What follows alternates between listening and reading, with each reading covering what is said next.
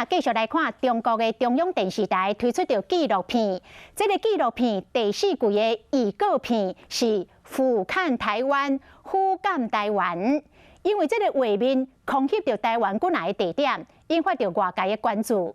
而这个两岸的局势这么紧张的状况下，这个中国到底安怎有法度来拍摄着台湾的影片呢？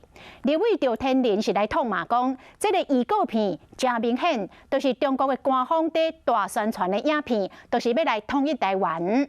那立委何志伟是呼吁着政府相关的单位爱调查这个空翕的来源。讲国防部目前嘛正在调查。你心中的宝岛是什么样子？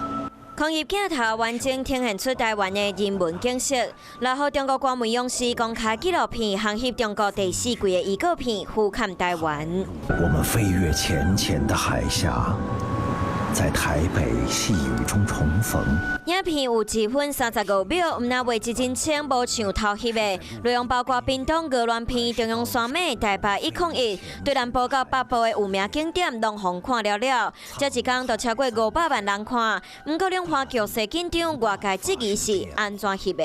俯瞰台湾根本就是虎视眈眈，好不好？吓死人了。那老实说啦，它这里面的背后的动机就是纯粹用心战的逻辑。后续要确认的是它的版权，那以及它的画面是如何取得的，这个部分相关的单位一定要去追查追踪。这显然就是中国官方自嗨的一个大内宣的影片，它的内容却是十足的统战，明示暗示中国要并吞台湾。